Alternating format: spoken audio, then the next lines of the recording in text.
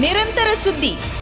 Killing star Darshan ಪ್ರಕರಣದಲ್ಲಿ ಅವರಿಗೆ ರಾಜ್ಯ ಹೈಕೋರ್ಟ್ ಜಾಮೀನು ನೀಡಿದೆ. ಚಿತ್ರದುರ್ಗದ ರೇಣುಕಾಸ್ವಾಮಿಯನ್ನು ಅಪಹರಿಸಿ ಬೆಂಗಳೂರಿಗೆ ಕರೆದುಕೊಂಡು ಬಂದು ಕೊಲೆ ಮಾಡಿದಂಥ ಆರೋಪ ದರ್ಶನ್ ಅವರ ಮೇಲಿದೆ. ಅವರ ಜೊತೆಗೆ ಒಟ್ಟು 17 ಮಂದಿ ಈ ಪ್ರಕರಣದಲ್ಲಿ ಆರೋಪಿಗಳು. ಅಷ್ಟೂ ಮಂದಿಯನ್ನು ಬಂಧಿಸಿ ಪೊಲೀಸರು ನ್ಯಾಯಾಲಯಕ್ಕೆ ಹಾಜರುಪಡಿಸಿದ್ದರು. ನ್ಯಾಯಾಲಯ ನ್ಯಾಯಾಂಗ ಬಂಧನ ವಿಧಿಸಿತ್ತು. ಎಲ್ಲರೂ ವಿವಿಧ ಜೈಲುಗಳಲ್ಲಿ ವಿಚಾರಣಾಧೀನ ಬಂದಿಗಳಾಗಿದ್ದರು. ಇಂತಹ ಸಂದರ್ಭದಲ್ಲಿ ದರ್ಶನ್ ಅವರಿಗೆ ರಾಜ್ಯ ಹೈಕೋರ್ಟು ಮಧ್ಯಂತರ ಜಾಮೀನು ನೀಡಿತ್ತು. ಅದು ಕೇವಲ 6 ವಾರಗಳ, ಅಂದರೆ 42 ದಿವಸಗಳ ಮಧ್ಯಂತರ ಜಾಮೀನು ನೀಡಿತ್ತು. ಯಾಕಂತ ಹೇಳಿದರೆ ದರ್ಶನಿಗೆ ಬೆನ್ನು ಹುರಿಯ ಸಮಸ್ಯೆ ಇದೆ. ಈ ಸಮಸ್ಯೆಯನ್ನು ಬಗೆಹರಿಸಲು ಅವರಿಗೆ ಶಸ್ತ್ರಚಿಕಿತ್ಸೆ ಅಗತ್ಯ ಇದೆ ಅಂತ ಹೇಳಿ ಬಳ್ಳಾರಿಯ ವಿಮ್ಸ್ ಆಸ್ಪತ್ರೆಯ ವೈದ್ಯರು ಒಂದು ಸರ್ಟಿಫಿಕೇಟ್ ಕೊಟ್ಟಿದ್ದರು. ಆ ಸರ್ಟಿಫಿಕೇಟ್ನ ಆಧಾರದಲ್ಲಿ ದರ್ಶನ್ ಪರ ವಕೀಲ ಸಿ.ವಿ. ನಾಗೇಶ್ ಅವರು ಹೈಕೋರ್ಟಿನ ಕದ ತಟ್ಟಿದ್ದರು. ವೈದ್ಯಾಧಿಕಾರಿಗಳ ಸರ್ಟಿಫಿಕೇಟಿನ ಆಧಾರದಲ್ಲಿ ಅಗತ್ಯವಾಗಿಯೇ ದರ್ಶನ್ ಅವರಿಗೆ ಶಸ್ತ್ರಚಿಕಿತ್ಸೆ ಅಗತ್ಯ ಇದೆ ಅಂತ ತೀರ್ಮಾನಿಸಿ ರಾಜ್ಯ ಹೈಕೋರ್ಟ್ ಅವರಿಗೆ ಮಧ್ಯಂತರ ಜಾಮೀನು ನೀಡಿತ್ತು. ದರ್ಶನ್ ಜೈಲಿನಿಂದ ರಿಲೀಸ್ ಆಗಿದ್ದರು. ಅವರು ಬೆಂಗಳೂರಿನ ಹೊರವಲಯದ ಕೆಂಗೇರಿಯ BGS ಆಸ್ಪತ್ರೆಗೆ ಚಿಕಿತ್ಸೆಗಾಗಿ ದಾಖಲಾಗಿದ್ದರು. ಆದರೆ ಸುಮಾರು 1 ತಿಂಗಳು ಕಳೆದರೂ ಅವರಿಗೆ ಶಸ್ತ್ರಚಿಕಿತ್ಸೆ ಆಗಿರಲಿಲ್ಲ. ಅವರಿಗೆ ಫಿಸಿಯೋಥೆರಪಿ ಮೂಲಕ ಅವರ ನೋವನ್ನು ಶಮನ ಮಾಡುವಂಥ ಪ್ರಯತ್ನವನ್ನು ಅಲ್ಲಿನ ವೈದ್ಯರು ಮಾಡಿದ್ದರು. ಈ ಸಂದರ್ಭದಲ್ಲಿಯೇ ದರ್ಶನ್ ಪರ ವಕೀಲರು ಸೆಷನ್ಸ್ ನ್ಯಾಯಾಲಯದಲ್ಲಿ ಅವರ ಜಾಮೀನು ಅರ್ಜಿ ರಿಜೆಕ್ಟ್ ಆಗಿತ್ತು. ಆ ಅರ್ಜಿಯ ಮೇಲೆ ಹೈಕೋರ್ಟಿಗೆ ಮೇಲ್ಮನವಿಯನ್ನು ಸಲ್ಲಿಸಿದ್ದರು. ಆ ಮೇಲ್ಮನವಿಯನ್ನು ವಿಚಾರಣೆ ನಡೆಸಿದಂತಹ ಹೈಕೋರ್ಟಿನ ಪೀಠ ದರ್ಶನ್ ಅವರಿಗೆ ರೆಗ್ಯುಲರ್ ಬೇಲ್ ಮಂಜೂರು ಮಾಡಿತ್ತು. ಜೊತೆಗೆ ಅವರೊಂದಿಗಿದ್ದ ಕೆಲವು ಆರೋಪಿಗಳಿಗೂ ಬೇಲ್ ಮಂಜೂರಾಗಿತ್ತು. ಅದಕ್ಕಿಂತ ಮೊದಲು ಆ ಪ್ರಕರಣದಲ್ಲಿ ನೇರವಾಗಿ ಶಾಮೀಲು ಆಗದೆ ಸಿಲುಕಿಕೊಂಡಂತಹ 4 ಜಾಮೀನು ಸಿಕ್ಕಿತ್ತು. ಆದ್ದರಿಂದ ದರ್ಶನ್ ಅವರಿಗೂ ಜಾಮೀನು ಸಿಕ್ಕಿದಾಗ ಮತ್ತೆ ಪುನಃ 4 ಮಂದಿ ಜೈಲಲ್ಲಿ ಬಾಕಿಯಾಗಿದ್ದು ಅವರಿಗೂ ಅದರ ನಂತರ ಜಾಮೀನು ಸಿಕ್ಕಿತ್ತು. ಅದರಿಂದ ಒಟ್ಟು 17 ಮಂದಿ ಆರೋಪಿಗಳಿಗೂ ವಿವಿಧ ನ್ಯಾಯಾಲಯಗಳಿಂದ ವಿಚಾರಣಾ ನ್ಯಾಯಾಲಯ ಮತ್ತು ಹೈಕೋರ್ಟ್ ಜಾಮೀನು ನೀಡಿತ್ತು. ಮತ್ತು ಜಾಮೀನಿನ ಷರತ್ತುಗಳನ್ನು ಪಾಲಿಸಿ ಎಲ್ಲರೂ ಬಿಡುಗಡೆಗೊಂಡಿದ್ದರು. ಈ ಮಧ್ಯೆ ದರ್ಶನ್ ಅವರಿಗೆ ನೀಡಿದಂತಹ ಮಧ್ಯಂತರ ಜಾಮೀನನ್ನು ರದ್ದು ಕೋರಿ ರಾಜ್ಯ ಸರ್ಕಾರದ ಪರವಾಗಿ ಹೈಕೋರ್ಟಿಗೆ ಮೇಲ್ಮನವಿಯನ್ನು ಸಲ್ಲಿಸಲಾಗಿತ್ತು. ಆದರೆ ಹೈಕೋರ್ಟೇ ಕೊಟ್ಟಿರುವಂತಹ ಜಾಮೀನಿನ ಮೇಲೆಗೆ ಮೇಲ್ಮನವಿ ಸಲ್ಲಿಕೆ ಅವಕಾಶ ಇಲ್ಲದೇ ಇರುವುದರಿಂದ ಸುಪ್ರೀಂ ಕೋರ್ಟಿಗೆ ಮೇಲ್ಮನವಿಯನ್ನು ಸಲ್ಲಿಸಬೇಕಿತ್ತು. ಸಾಮಾನ್ಯವಾಗಿ ಯಾವುದೇ ಕ್ರಿಮಿನಲ್ ಪ್ರಕರಣಗಳಲ್ಲಿ ಒಂದು ನ್ಯಾಯಾಲಯ ಜಾಮೀನು ಕೊಟ್ಟರೆ ಕೆಲವೊಂದು ಷರತ್ತುಗಳನ್ನು ವಿಧಿಸ್ತದೆ. ಆ ಷರತ್ತುಗಳನ್ನು ಪಾಲಿಸಿಲ್ಲ ಎನ್ನುವ ಕಾರಣವನ್ನು ಮುಂದೊಡ್ಡಿ ಪ್ರಾಸಿಕ್ಯೂಷನ್ ಜಾಮೀನು ರದ್ದತಿಗೆ ಕೋರ್ಟಿಗೆ ಮನವಿ ಸಲ್ಲಿಸ್ತದೆ. ಆ ಮನವಿಯನ್ನು ಕೋರ್ಟು ಪುರಸ್ಕರಿಸದೇ ಇದ್ದಾಗ ಅದರ ಮೇಲಿನ ಕೋರ್ಟಿಗೆ ಜಾಮೀನು ರದ್ದತಿಗೆ ಕೋರಿಕೆ ಸಲ್ಲಿಸ್ತದೆ.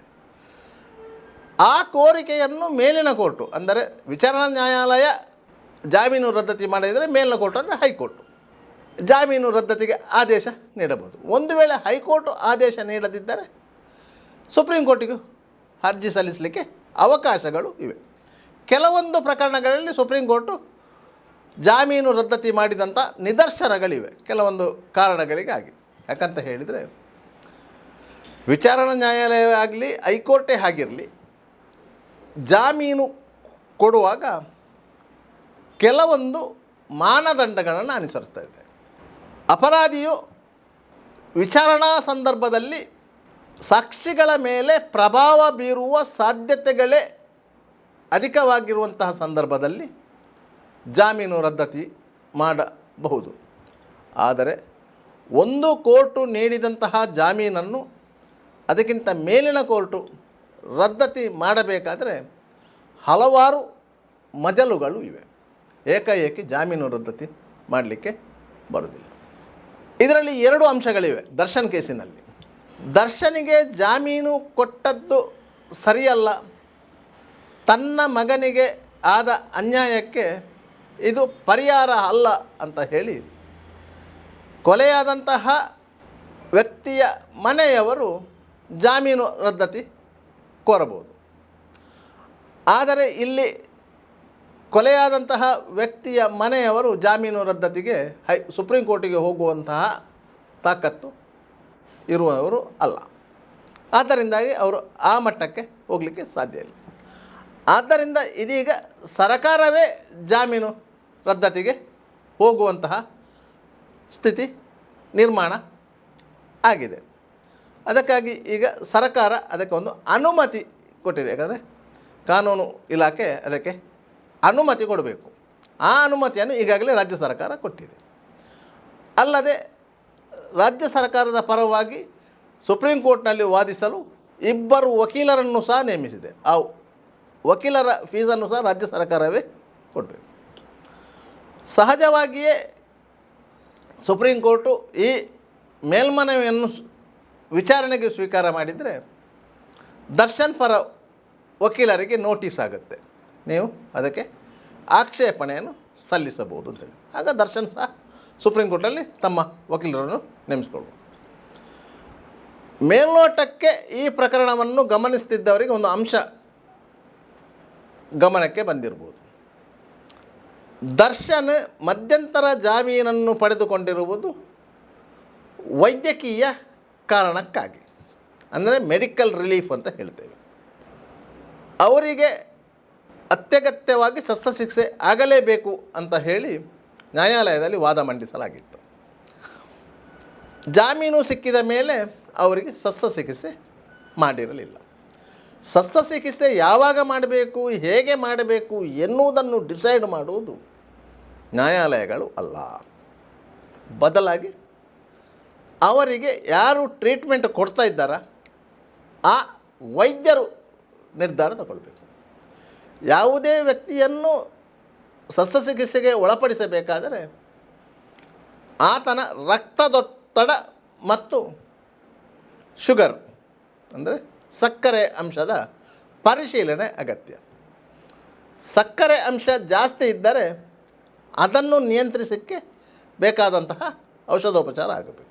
ಬ್ಲಡ್ ಪ್ರೆಷರ್ ಅಂದರೆ ರಕ್ತದ ಒತ್ತಡ ಅದು ಜಾಸ್ತಿ ಇದ್ದರೆ ಅದನ್ನು ಸಹ ಸಹಜ ಸ್ಥಿತಿಗೆ ತರಬೇಕು. ಶುಗರ್ ಮತ್ತು ಬಿ ಪಿ ಎರಡೂ ನಾರ್ಮಲ್ ಇದ್ದಂತಹ ಸಂದರ್ಭದಲ್ಲಿ ಮಾತ್ರ ಒಬ್ಬ ವ್ಯಕ್ತಿಯನ್ನು ಶಸ್ತ್ರಚಿಕಿತ್ಸೆಗೆ ಗುರಿಪಡಿಸಬಹುದು. ಆ ಎರಡು ಅಂಶಗಳು ಸಹಜ ಸ್ಥಿತಿಯಲ್ಲಿ ಇಲ್ಲದೇ ಇದ್ದುದರಿಂದ BGS ಹಾಸ್ಪಿಟಲ್ನ ತಜ್ಞ ವೈದ್ಯರು ದರ್ಶನಿಗೆ ಶಸ್ತ್ರಚಿಕಿತ್ಸೆ ಮಾಡಿರಲಿಲ್ಲ. ಬದಲಾಗಿ ಅವರ ಬೆನ್ನು ಹುರಿಯ ಸಮಸ್ಯೆಯ ಬಗ್ಗೆ ಫಿಸಿಯೋಥೆರಪಿಯ ಮೂಲಕ ಅದನ್ನು ಗುಣಪಡಿಸಲಿಕ್ಕೆ ಸಾಧ್ಯವ ಅಂತ ಹೇಳಿ ಅವರಿಗೆ ಫಿಸಿಯೋಥೆರಪಿ ಚಿಕಿತ್ಸೆಯನ್ನು ಮುಂದುವರಿಸಿದರು. ಇದರಿಂದಾಗಿ ಮೇಲ್ನೋಟಕ್ಕೆ ದರ್ಶನಿಗೆ ಸ್ವಲ್ಪ ಆರಾಮ ಆಗಿದೆ ಅಂತ ಅನಿಸ್ಬೋದು. ದರ್ಶನ್ ಹೇಳಿ ಕೇಳಿ ಚಿತ್ರನಟರು, ಅವರು ಒಂದು ಪಬ್ಲಿಕ್ ಫಿಗರ್, ಸೆಲೆಬ್ರಿಟಿ. ಆದ್ದರಿಂದ ಅವರನ್ನು ಸಾವಿರ ಕಣ್ಣುಗಳು ವಾಚ್ ಮಾಡ್ತಾ ಇರ್ತವೆ. ಎಲ್ಲಿ ಅವರು ಕಾನೂನಿಗೆ ಮತ್ತು ನ್ಯಾಯಾಲಯಕ್ಕೆ ಮಣ್ಣೆರಚ್ತಾರ ಎನ್ನುವಂತಹ ಕುತೂಹಲ ಎಲ್ಲರಿಗೂ ಇತ್ತು. ಯಾಕಂತ ಹೇಳಿದರೆ ದರ್ಶನ್ ಕೋಟ್ಯಂತರ ರು ಆಸ್ತಿ ಒಡೆಯ. ಎಷ್ಟು ಬೇಕಾದರೂ ದುಡ್ಡು ಖರ್ಚು ಮಾಡಿ ಕ್ರಿಮಿನಲ್ ಪ್ರಕರಣದಿಂದ ನುಸುಳಿಕೊಳ್ಳಬಲ್ಲರು ಎನ್ನುವ ಬಗ್ಗೆ ಹಲವರಿಗೆ ಸಂಶಯ ಇತ್ತು. ಆದ್ದರಿಂದ ಆ ಪ್ರಕರಣವನ್ನು ಮಾಧ್ಯಮ ಮಂದಿ ಭಾರಿ ಸೂಕ್ಷ್ಮವಾಗಿ ಗಮನಿಸ್ತಾ ಇದ್ದರು. ಅವರು ಅದನ್ನು ಪ್ರತಿದಿನ ಒಂದಲ್ಲ ಒಂದು ರೀತಿಯಲ್ಲಿ ಇರಿಸು ಮುರುಸಾಗುವಂಥ ವರದಿಗಳನ್ನೇ ಪ್ರಕಟಿಸ್ತಾ ಇದ್ದರು. ಯಾಕಂತ ಹೇಳಿದರೆ ದರ್ಶನ್ ಚಿಕಿತ್ಸೆ ಪಡೆಯುತ್ತಿರುವಂಥ ವಾರ್ಡ್ನ ಒಳಗೆ ಯಾರಿಗೂ ಪ್ರವೇಶ ಇರಲಿಲ್ಲ. ಆಸ್ಪತ್ರೆಯ ವೈದ್ಯಾಧಿಕಾರಿಗಳು ಮತ್ತು ದರ್ಶನ್ ಆಪ್ತರು, ಅದು ಸಹ ಒಂದಿಬ್ಬರು ಮಂದಿಯನ್ನು ಬಿಟ್ಟರೆ ಬೇರೆ ಅವರಿಗೆ ಅವಕಾಶ ಇರಲಿಲ್ಲ. ಮತ್ತು ಯಾರಾದರೂ ಸೆಲೆಬ್ರಿಟಿಗಳು ಅವರನ್ನು ನೋಡಲಿಕ್ಕೆ ಬಂದರೆ ಅವರಿಗೆ ಕಾಲಮಿತಿಯೊಳಗೆ ಅವಕಾಶ ಕೊಡ್ತಾಯಿದ್ರು. ಆದ್ದರಿಂದ ಒಳಗೆ ಏನು ಯಾವ ಪರಿಸ್ಥಿತಿ ಇದೆ ಎನ್ನುವುದು ಹೊರಗಿನ ಪ್ರಪಂಚಕ್ಕೆ ಗೊತ್ತಾಗ್ತಿರಲಿಲ್ಲ. ಮತ್ತು ಅವರನ್ನು ನೋಡಿ ಮಾತಾಡಿಸಿಕೊಂಡು ಬಂದವರ ಹತ್ರ ಕೇಳಿಯೇ ಅಭಿಪ್ರಾಯಗಳನ್ನು ಸಂಗ್ರಹಿಸಿ ಅದಕ್ಕೊಂದು ಮೂರ್ತ ರೂಪವನ್ನು ಕೊಡಲಾಗುತ್ತಿತ್ತು. ಆದ್ದರಿಂದಾಗೆ ಮೇಲ್ನೋಟಕ್ಕೆ ದರ್ಶನ್ ಅವರು ಆರಾಮವಾಗಿದ್ದಾರೆ. ಅವರು ಕೇವಲ ಜಾಮೀನಿನ ಮೇರೆಗೆ ಬಿಡುಗಡೆಗೊಳ್ಳುವಂಥ ಇರಾದೆಯಿಂದ ಈ ನಾಟಕವಾಡ್ತಿದ್ದಾರೆ. ಬೆನ್ನುಹುರಿಯ ಸಮಸ್ಯೆ ಅಂತ ಹೇಳಿ ವೈದ್ಯರಿಂದ ಕೊಟ್ಟಿ ಸರ್ಟಿಫಿಕೇಟ್ ಪಡ್ಕೊಂಡಿದ್ದಾರೆ ಅಂತ ಕೆಲವರ ಸಂಶಯ. ಆದರೆ ವಾಸ್ತವವಾಗಿ ಆಗಿರುವುದಿಲ್ಲ. ಯಾಕಂತ ಹೇಳಿದರೆ ಯಾವನೇ ಒಬ್ಬ ವ್ಯಕ್ತಿ ತನಗೆ ಅನಾರೋಗ್ಯ ಇದೆ, ತನಗೆ ಇಂತಹ ಕಾಯಿಲೆಗಳಿವೆ ಅಂತ ಹೇಳಿ ಸಾರ್ವಜನಿಕವಾಗಿ ಪ್ರಚಾರಪಡಿಸಲಿಕ್ಕೆ ಹೋಗುವುದಿಲ್ಲ. ಆದರೆ ಆತ ವರ್ತಿಸುವ ರೀತಿಯೇ ಆತನ ದೈಹಿಕ ಆರೋಗ್ಯದ ಬಗ್ಗೆ ಮಾಹಿತಿಗಳನ್ನು ನೀಡ್ತದೆ. ವಾಸ್ತವವಾಗಿ ದರ್ಶನಿಗೆ ಬೆನ್ನುಹುರಿಯ ಸಮಸ್ಯೆ ಇತ್ತು. ಈ ಹಿಂದೆ ಸಹ ದರ್ಶನಿಗೆ ಶಸ್ತ್ರಚಿಕಿತ್ಸೆ ಆಗಿತ್ತು. ಅದು ಸಣ್ಣ ಮಟ್ಟಿನ ಶಸ್ತ್ರಚಿಕಿತ್ಸೆ. ಅದು ಜೈಲಿನ ವಾತಾವರಣಕ್ಕೆ ಅವರ ದೇಹ ಹೊಂದಿಕೊಳ್ಳದೆ ಇದ್ದಂತಹ ಸಂದರ್ಭದಲ್ಲಿ ಅದು ಉಲ್ಬಣವಾಗಿತ್ತು. ಸಾಮಾನ್ಯವಾಗಿ ದಿನನಿತ್ಯ ಜಿಮ್ಮಿನಲ್ಲಿ ವರ್ಕೌಟ್ ಮಾಡ್ತಿದ್ದಂಥ ದೇಹ ಅದು. ಕೆಲವು ಸಮಯಗಳ ಕಾಲ ವರ್ಕೌಟ್ನಿಂದ ದೂರ ಇದ್ದಾಗ ಸಹಜವಾಗಿಯೇ ಮಾಂಸಖಂಡಗಳು ದೃಢಗೊಳ್ಳುತ್ತಾ ಹೋಗುತ್ತದೆ. ಇದರಿಂದಾಗಿ ಬೇರೆ ಬೇರೆ ರೀತಿಯ ಅನುಭವಗಳು ಆಗತೊಡಗುತ್ತದೆ. ಅದು ಮಾನಸಿಕದ ಸ್ಥಿತಿಯ ಬಗ್ಗೆ ಕೆಲವೊಂದು ಪರಿಣಾಮಗಳನ್ನು ಬೀರ್ತದೆ. ದರ್ಶನಿಗೆ ಆಗಿರುವುದು ಅದೇ. ಸ್ವಚ್ಛಂದ ಬದುಕಿನಲ್ಲಿ ಹಾರಾಡುತ್ತಿದ್ದಂಥ ಒಂದು ಅಕ್ಕಿಯನ್ನು ನೀವು ಗೂಡಿನೊಳಗೆ ಹಾಕಿದರೆ ಯಾವ ಪರಿಸ್ಥಿತಿ ಬರುತ್ತದೋ ಆ ಪರಿಸ್ಥಿತಿ ದರ್ಶನಿಗೆ ಬಂದಿರೋದು. ಆದರೆ ದರ್ಶನ್ ತಪ್ಪೇ ಮಾಡಿಲ್ಲ ಅಂತ ಅಲ್ಲ. ದರ್ಶನ ಮಾಡಿದ್ದು ಅಕ್ಷಮ್ಯ ಅಪರಾಧ. ಒಬ್ಬ ಅಮಾಯಕನನ್ನು ಹೊಡೆದು ಕೊಂದಿರುವುದು. ಆದ್ದರಿಂದ ದರ್ಶನಿಗೆ ಆ ವಿಚಾರದಲ್ಲಿ ಸಹಜವಾಗಿಯೇ ಶಿಕ್ಷೆ ಆಗಬೇಕು ಎನ್ನುವ ಅಭಿಪ್ರಾಯ ಸಾರ್ವಜನಿಕರದ್ದು. ಆದರೆ ಆ ಪರಿಸ್ಥಿತಿ ದರ್ಶನನ್ನು ಆ ಕೂಪಕ್ಕೆ ತಳ್ಳಿತು ಎನ್ನುವುದಂತೂ ಸ್ಪಷ್ಟ. ಪವಿತ್ರ ಗೌಡ ಅವರಿಗೆ ಅಶ್ಲೀಲ ಮೆಸೇಜ್ ಮಾಡಿದವನನ್ನು ಕಂಡಾಗ ದರ್ಶನಿಗೆ ಕೋಪ ಬಂದದ್ದು ಸಹಜ. ಆ ಕೋಪದ ಕೈಗೆ ಬುದ್ಧಿ ಕೊಟ್ಟಾಗ ಅಂಥ ಅನಾಹುತ ಆಗಿದೆ. ಆದರೆ ದರ್ಶನ್ನ ಒಟ್ಟಿಗೆ ಇದ್ದವರು ಅದನ್ನು ತಡೆಯಬಹುದಿತ್ತು. ಆದರೆ ದರ್ಶನನ್ನು ಮೆಚ್ಚಿಸಲಿಕ್ಕೆ ಬೇಕಾಗಿ ಅವರು ಆ ಬಡಪಾಯಿಯ ಮೇಲೆ ಸವಾರಿ ಮಾಡಿದರು. ಪರಿಣಾಮವಾಗಿ ರೇಣುಕಾಸ್ವಾಮಿ ಮೃತಪಟ್ಟ. ತದನಂತರ ಕೇಸನ್ನು ಮುಚ್ಚಿ ಹಾಕುವಂಥ ಯತ್ನವನ್ನು ಮಾಡಿದರು. ಸರಿಯಾದ ಕಾನೂನಿನ ಜ್ಞಾನ ಇಲ್ಲದೆ ಮಾಡಿದಂತಹ ಕೃತ್ಯ ಅದು. ಯಾರಾದರೂ ಒಬ್ಬ ಬುದ್ಧಿವಂತ ವಕೀಲನನ್ನು ಕನ್ಸಲ್ಟ್ ಮಾಡಿ ಈಗೀಗೆ ಆಗಿದೆ, ಇದನ್ನು ಏನು ಮಾಡಬೇಕಂತ ಕೇಳಿದರೆ ಅವರು ನೇರವಾಗಿ ಹೇಳ್ತಿದ್ರು, ನೀವು ಅಲ್ಲಿ ವಿಚಾರವನ್ನು ಅಲ್ಲಿಯೇ ಹಾಗೆ ಇಡಿ, ಸ್ಥಳೀಯ ಪೊಲೀಸರಿಗೆ ಒಂದು ಮಾಹಿತಿ ಕೊಡಿ, ಸ್ಥಳೀಯ ಪೊಲೀಸರು ಬಂದು ಆ ಬಗ್ಗೆ ಒಂದು ತನಿಖೆ ಮಾಡ್ತಾರೆ, ಮೃತಪಟ್ಟವರು ಯಾರು ಅಂತ ಗೊತ್ತಾಗುತ್ತೆ. ಅವರ ಮನೆಯವರಿಗೆ ಮಾಹಿತಿ ಕೊಡ್ತಾರೆ. ಅವರು ಬಂದ ಮೇಲೆ ಅದಕ್ಕೊಂದು ಕೇಸು ದಾಖಲಿಸಿಕೊಳ್ತಾರೆ. ಅದರ ನಂತರದ ತನಿಖೆಯ ಸಂದರ್ಭದಲ್ಲಿ ಯಾರು ಆರೋಪಿಗಳು ಎಂದು ಅವರೇ ಗುರುತಿಸುತ್ತಾರೆ. ತದನಂತರದ ಕಾನೂನು ಪ್ರಕ್ರಿಯೆಯನ್ನು ಮುಂದುವರಿಸ್ಬೋದು ಅಂತ ಹೇಳ್ತಾಯಿದ್ರು. ಆದರೆ ಯಾರಿಗೂ ಆ ಬಗ್ಗೆ ಆಲೋಚನೆ ಬರಲಿಲ್ಲ. ಅವರು ತಮಗೆ ಇರುವಂತಹ ಸಂಪರ್ಕಗಳನ್ನೇ ಬಳಸಿಕೊಂಡು ಪ್ರಕರಣವನ್ನು ಪೂರ್ತಿಯಾಗಿ ಮುಚ್ಚಿ ಹಾಕಲಿಕ್ಕೆ ನೋಡಿದರು. ಆದರೆ ಅದು ಮುಚ್ಚಿ ಹೋಗಲಿಲ್ಲ, ಬದಲಾಗಿ ಎದ್ದು ಕುಳಿತುಕೊಂಡಿತ್ತು. ರೇಣುಕಾಸ್ವಾಮಿಯ ಮೃತದೇಹ ಸಿಕ್ಕಿದಲ್ಲಿಂದ ಹಿಡಿದು ದರ್ಶನನ್ನು ಮೈಸೂರಿನ ಜಿಮ್ಮಿನಲ್ಲಿ ಪೊಲೀಸರು ವಶಕ್ಕೆ ತೆಗೆದುಕೊಳ್ಳುವವರೆಗೆ ನಡೆದಂತಹ ಆ ನಾಟಕೀಯ ಬೆಳವಣಿಗೆಗಳು ಒಂದು ಸಿನಿಮಾ ಕಥೆಯಂತೆಯೇ ಇತ್ತು. ಆದರೆ ಸಿನಿಮಾ ಕಥೆಯೇ ಬೇರೆ, ನೈಜ ವಿಚಾರಗಳೇ ಬೇರೆ. ಪೊಲೀಸರು ಇಂತಹ ಪ್ರಕರಣಗಳಲ್ಲಿ ಅತ್ಯಂತ ಸೂಕ್ಷ್ಮವಾಗಿ ವರ್ತಿಸ್ತಾರೆ. ಯಾಕಂತ ಹೇಳಿದರೆ, ಆರೋಪಿ ಸ್ಥಾನದಲ್ಲಿ ಇರುವವರು ಚಲನಚಿತ್ರ ನಟರು, ಸೆಲೆಬ್ರಿಟಿ. ಅವರಿಗೆ ಏನಾದರೂ ಸಹಾಯ ಮಾಡುವ ಅಂತ ಹೇಳಿ ಮನಸ್ಸಿದ್ದರೂ ಸಹ ಸಹಾಯ ಮಾಡುವಂಥ ಸ್ಥಿತಿಯಲ್ಲಿ ಅವರು ಇರುವುದಿಲ್ಲ. ಯಾಕಂತ ಹೇಳಿದರೆ, ಸಬ್ ಇನ್ಸ್ಪೆಕ್ಟರ್ನಿಂದ ಹಿಡಿದು ಅವರ ಎಲ್ಲ ಮೇಲಿನ ಅಧಿಕಾರಿಗಳು, ಅಂದರೆ ಪೊಲೀಸ್ ಕಮಿಷನರ್ವರೆಗೆ, ಪೊಲೀಸ್ ಮಹಾನಿರ್ದೇಶಕರವರೆಗೆ ಈ ಪ್ರಕರಣ ಗಮನಕ್ಕೆ ಬಂದಿರ್ತದೆ. ಯಾವುದೇ ಹಿರಿಯ ಅಧಿಕಾರಿಗಳು ಇಂತಹ ಪ್ರಕರಣದಲ್ಲಿ ಮೂಗು ತೂರಿಸಲಿಕ್ಕೆ ಬರುವುದಿಲ್ಲ. ಯಾರು ಆ ಪ್ರಕರಣವನ್ನು ತನಿಖೆ ಮಾಡ್ತಾಯಿದ್ದಾರೆ ಅವರಿಗೆ ಒಂದು ಇನ್ಸ್ಟ್ರಕ್ಷನ್ ಕೊಟ್ಟಿರ್ತಾರೆ, ಪ್ರಕರಣವನ್ನು ನಾಜೂಕಾಗಿ ನಿಭಾಯಿಸಿ. ಸರ್ಕಾರ ಈ ಪ್ರಕರಣದ ಬಗ್ಗೆ ಆಸ್ಥೆ ವಹಿಸಬಹುದು. ಒಂದು ವೇಳೆ ಏನಾದರೂ ಆರೋಪಿಗೆ ಅನುಕೂಲವಾಗುವಂತಹ ಸ್ಥಿತಿ ನಿರ್ಮಾಣ ಮಾಡಿದರೆ ತಲೆದಂಡ ಅಧಿಕಾರಿಗಳದ್ದು ಆಗುವುದೇ ಹೊರತು ಹೇಳಿಕೊಟ್ಟವರದ್ದು ಅಲ್ಲ ಅಂತ ಹೇಳ್ತಾರೆ.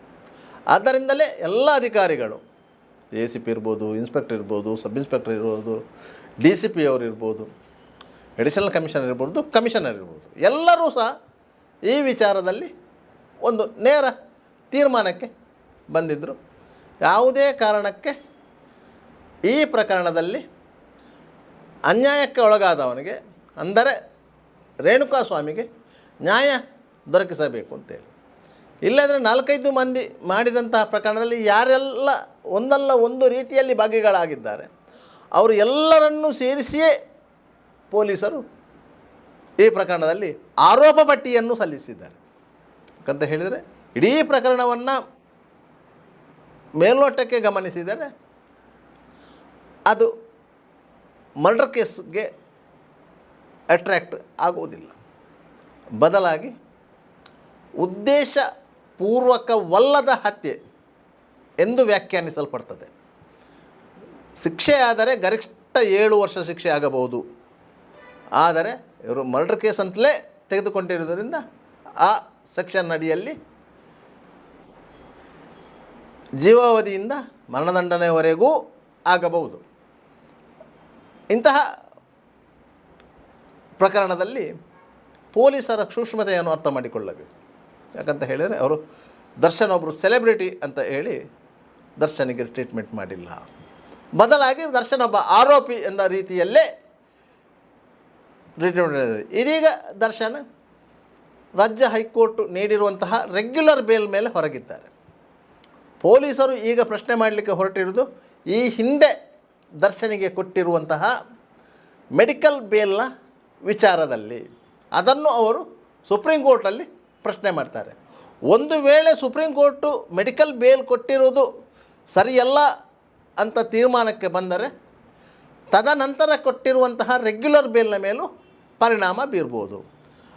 ಆದರೆ ಮೆಡಿಕಲ್ ಬೇಲ್ ಮೇಲೆ ಇರುವಾಗಲೇ ರೆಗ್ಯುಲರ್ ಬೇಲ್ ಸಹ ದರ್ಶನಿಗೆ ಮಂಜೂರಾಗಿರುವುದರಿಂದ ಸುಪ್ರೀಂ ಕೋರ್ಟು ಈ ವಿಚಾರದಲ್ಲಿ ಒಂದು ತೀರ್ಮಾನಕ್ಕೆ ಬರ್ಬೋದು, ಬೇಲ್ ಕೊಟ್ಟಿರುವ ರೀತಿ ಸರಿ ಇದೆ ಅಂತೇಳಿ. ಹಾಗಾದರೆ ದರ್ಶನಿಗೆ ಏನು ಬೇಲ್ ಕ್ಯಾನ್ಸಲ್ ಆಗುವಂತಹ ಸಾಧ್ಯತೆಗಳು ಕಡಿಮೆ. ಯಾಕಂತ ಹೇಳಿದರೆ ದರ್ಶನ್ ಬೇಲ್ ಕೊಡುವಂಥ ಸಂದರ್ಭದಲ್ಲಿ ಯಾವುದೆಲ್ಲ ಕಂಡೀಷನ್ಗಳನ್ನು ನ್ಯಾಯಾಲಯ ಹಾಕಿದ ಆ ಎಲ್ಲ ಕಂಡೀಷನ್ಗಳನ್ನು ಬರೀ ಜಾಗರೂಕತೆಯಿಂದ ಪಾಲಿಸಿಕೊಂಡು ಬಂದಿದ್ದಾರೆ. ಎಲ್ಲೂ ಸಾರ್ವಜನಿಕವಾಗಿ ಅವರು ಕಾಣಿಸಿಕೊಂಡಿಲ್ಲ, ಮಾಧ್ಯಮಗಳಿಗೆ ಹೇಳಿಕೆಯನ್ನು ಕೊಟ್ಟಿಲ್ಲ, ಮಾಧ್ಯಮಗಳನ್ನು ಮುಂದಿಟ್ಟು ಕೊಂಡು ತನ್ನನ್ನು ತಾನು ರಕ್ಷಿಸಿಕೊಳ್ಳುವಂಥ ಪ್ರಯತ್ನವನ್ನು ಮಾಡಿಲ್ಲ. ಬದಲಾಗಿ ಆ ಪ್ರಕರಣದಲ್ಲಿ ಯಾರೆಲ್ಲ ಸಾಕ್ಷಿದಾರರಿದ್ದಾರೆ ಅವರು ಯಾರನ್ನು ಸಂಪರ್ಕಿಸುವ ಯತ್ನವನ್ನು ಯಾರೂ ಮಾಡಿಲ್ಲ. ಅದರಿಂದಾಗಿ ಅಂಥದ್ದೆಲ್ಲ ಮುಂಜಾಗ್ರತಾ ಕ್ರಮ ವಹಿಸಿದ್ದರಿಂದ ದರ್ಶನಿಗೆ ಸದ್ಯಕ್ಕೆ ಏನು ಅಪಾಯ ಇಲ್ಲ ಎನ್ನುವುದಂತೂ ಸ್ಪಷ್ಟ. ನಿರಂತರ ಸುದ್ದಿ